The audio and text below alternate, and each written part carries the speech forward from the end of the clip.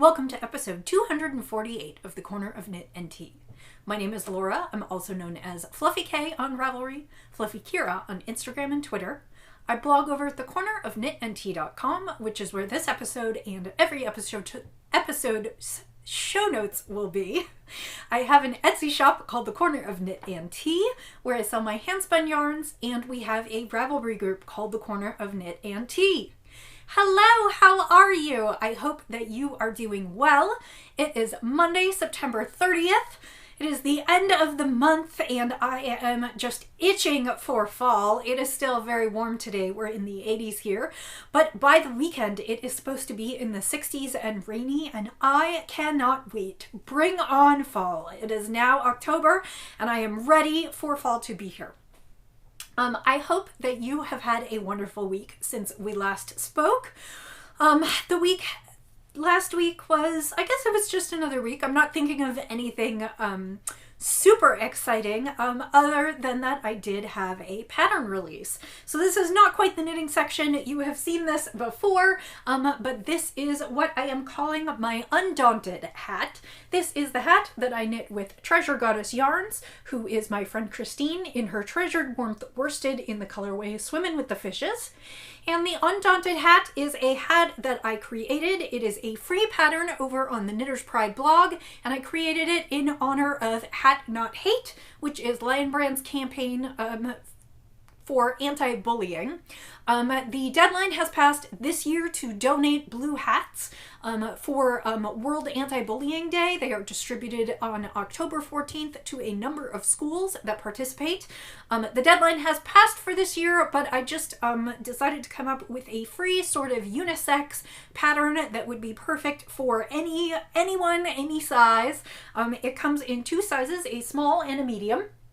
And it is just a simple variation on a rib pattern with some ribbing at the brim and then a fun pom-pom. So you can get the pattern for free. There's nothing to sign up for. It is over on the Knitter's Pride blog. It is also live on, you can't get the pattern itself on Ravelry, but there is a listing on Ravelry and you can follow it over to the blog. So that is kind of a fun one, and I also ordered a couple Hat Not Hate tags from Lion Brand. They were super reasonable. I think they were like 50 cents a piece, and they didn't even charge me shipping, which I think was a mistake, but it arrived. So yeah, so I have a few more of these, and I'll probably create a few more hats. These hats are, like I said, they're just superwash merino. They're good for any size. You can adapt it by increasing or decreasing the pattern by a count of 6, and make it super slouchy or more of a beanie depending on what you're going for. So that released this past week and that has been really fun. Otherwise, I didn't do too much last week. Lots of work. Just lots of getting ready for fall season. Fall is prime knitting season, both for those of us who like to knit and also for all of my clients. So there has been lots to get ready for fall. So how are you? I hope that you are doing okay, and that the weather is behaving where you are, and I guess some of you are getting ready to go into spring and some of you are getting ready to go into fall. So let's start, I guess, the normal, which is let's talk about what I'm drinking. I am drinking Church Mouse Winter Tea. It is from Church Mouse Yarn and Teas and Stephen Smith tea maker. This is their number 512 Winter. It is a full leaf black tea. It has Assam, Ceylon, and a little bit of smoky China Yunnan. And I really like this one. It is a great afternoon pick-me-up. And I am drinking it today in my Stonehenge sheepy mug because I am also spinning on some Stonehenge fiber, which I will show you later in the episode. But I am drinking some good strong tea this afternoon. And that is delicious. It is a little smoky, but it's also just a good strong black tea. I add just a smidge of sweetener, and it is perfect for me. So let's get into the knits.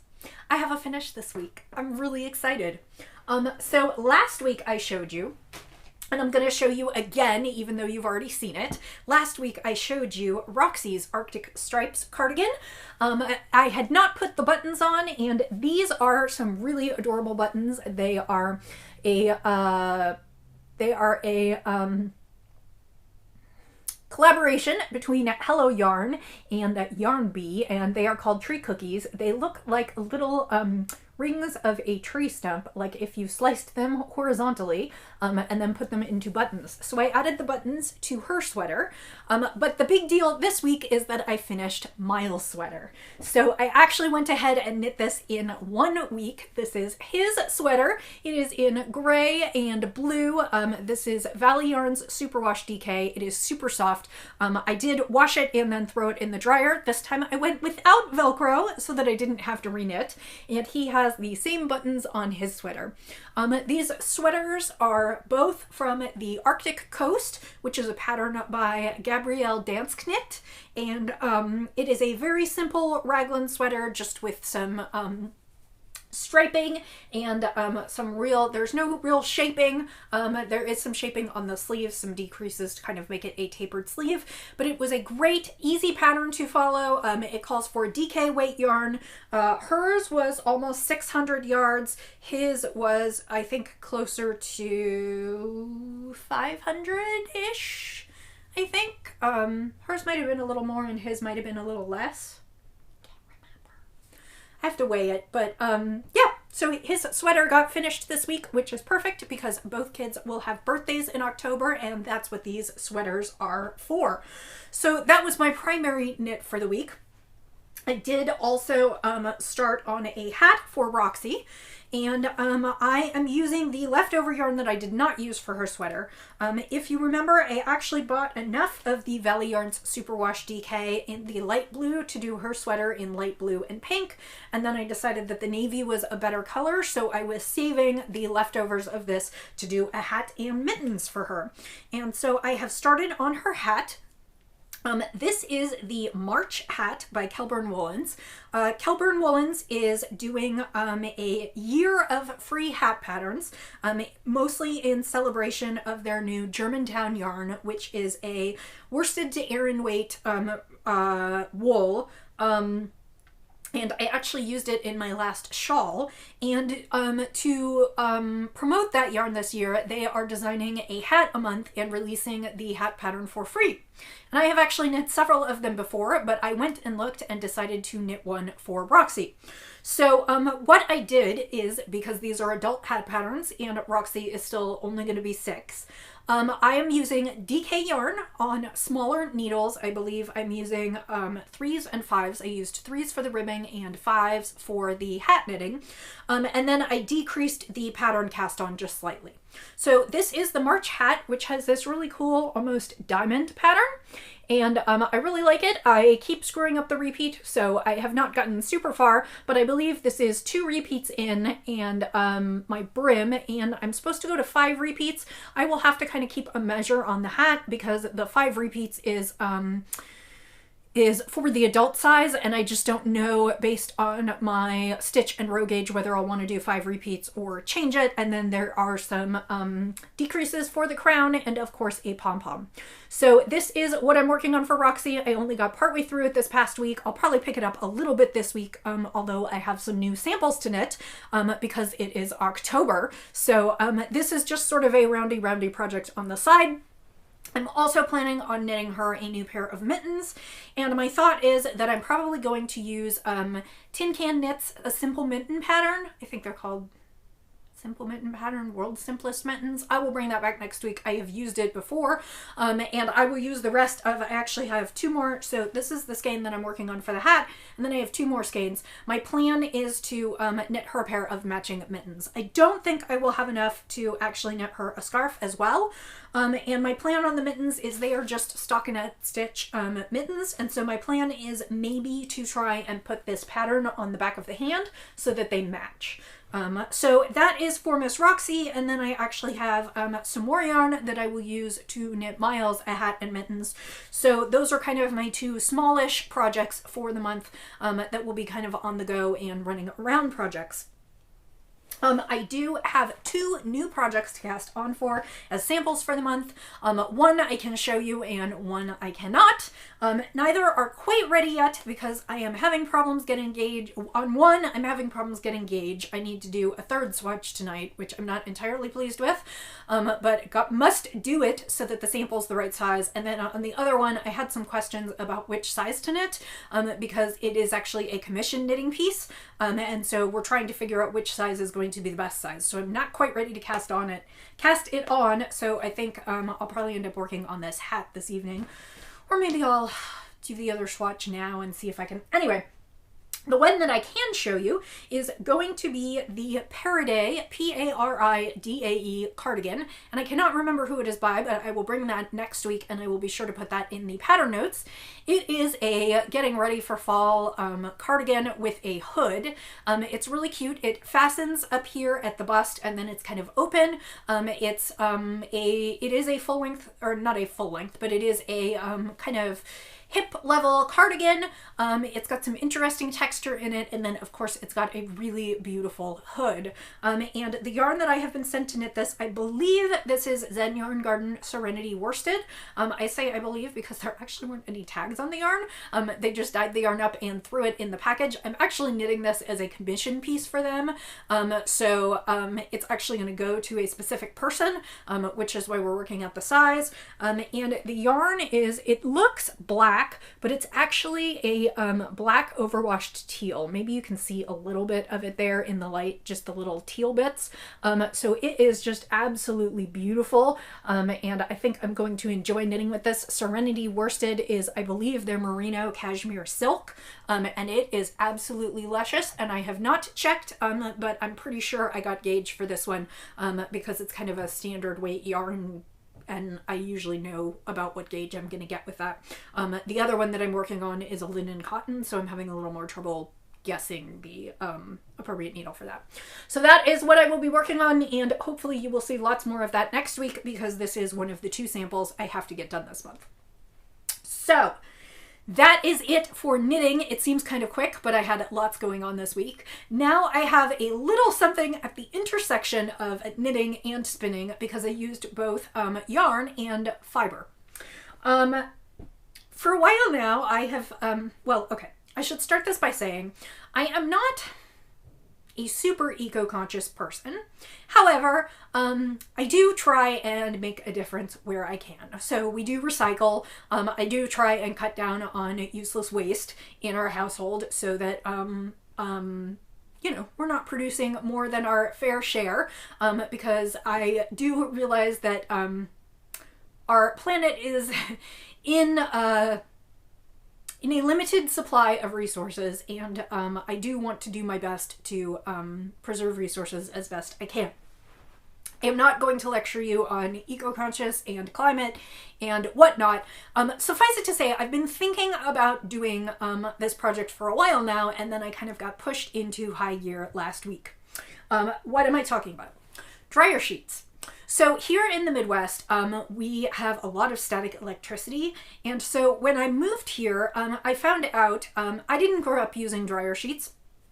They're basically little sheets you throw in the dryer. They can be scented, they can be unscented. They are supposed to sort of keep static electricity from forming, pull out all the little bits of lint, and make your dryer full of clothes nice and cozy and comfy. They are wasteful because they're a one-use sheet. I do not know exactly what kind, I don't know exactly what they're made of. I probably should have gone and looked that up. They feel kind of cottony, but I'm sure there may be some plastic in there. They also put chemicals in there because, of course, it's the softeners that are used to soften your drying. Anyway, when I moved to the Midwest, I sort of adopted my husband's plan of using dryer sheets because I find that when I don't use them, everything in the dryer is super staticky and sticks together. However, this week, my husband expressed some concern about the fact that he thinks that the dryer sheets are leaving a residue on his clothes, and that he's finding that his skin is a little filmy at the end of the day, which is really gross. I have not noticed it, but of course he sweats more than I do. So basically he said, can you think of a way we can not use dryer sheets anymore? And of course I had thought of this before, but I hadn't gotten a real clear alternative to some of the reasons I was using dryer sheets, so I hadn't pursued it. So I'm really making this a long story, and it's really not that big of a story. I decided to put some research into dryer balls. And dryer balls are felted balls of wool that you can use in your dryer, and they supposedly get between the clothes and help everything fluff up, and they complete some of the functions of what dryer sheets are supposed to do. Now, of course, they do not add any fabric softeners, and as I found out, they do not entirely get rid of the static, so I'm not sure exactly what we'll do for that. But what I decided to do is create some dryer balls this week. So I went and looked, and there are some knitting tutorials, and there are some Pinterest tutorials, and there are a variety of ways that you can make dryer balls. Dryer balls are basically felted wool, or at least the ones that I was looking for are felted wool. So there are varying methods for making them. That includes knitting. That includes wool roving, that includes buying wool sweaters at Goodwill and cutting them up and felting them. My dryer balls are made of both yarn and fiber. So what I did is I had some old Peyton's Classic, I had some old Cascade 220, not Superwash, but Cascade 220, and I had some old Valley Yarns, I think it's called Berkshire, which is their 100% wool. And I just had little bits left over from projects and sweaters that I've made over the years, and I've been saving them for I don't know what, but now I do, dryer balls. And so what I did is I followed a couple different patterns, and first I took my leftover yarns and I wound them into a ball, and I just kept turning and hand winding into a circular ball. And then when I achieved the size that I wanted, which was maybe about 2 to 3 inches across, I went ahead and took the end of the yarn and took a tapestry needle, and I kind of ran the end of the yarn through the ball a few different times in a few different directions, just to sort of keep it secure so that it would not unravel. And a lot of people just do that and then go on to the next step. But I actually had a few bits of Shetland roving that I hadn't spun up. And Shetland is not my favorite roving. It tends to be kind of sheepy, and I find it, I don't find it scratchy to spin, but I find it a little bit scratchy to wear. So I had some leftover bits of Shetland roving. One was kind of a marled, kind of light and dark, and then one was just some plain gray. And what I did is I wrapped maybe about a ½ an ounce of roving around the outside of the ball. Then the next step was that I had an old pair of pantyhose that had some runs in them, and so I tied each ball into a bit of the pantyhose into the stocking, so it was kind of held tight in there and held together. And what that does is it prevents both the fiber and the yarn from unraveling when you put it in the washer, which you're going to do on hot water and lots of agitation to get it to felt up, and then also in the dryer on high heat. So I actually made 4 of these. And so what I did was I followed the same procedure for each. I wrapped the yarn, then I wound the yarn into balls, then I wrapped fiber around the balls, and then I tied them into a stocking, like a leftover stocking, and tied a knot in between each, so they technically looked a little like pearls because they had like knots strung between them, and it was one long line of 4 dryer balls. And then I did a load of towels on hot water with a little bit of soap, and then I ran it a second time. Yeah, I know I'm talking about eco-conscious and running my washer twice to get these. However, then I stuck them in the dryer and I came up with these.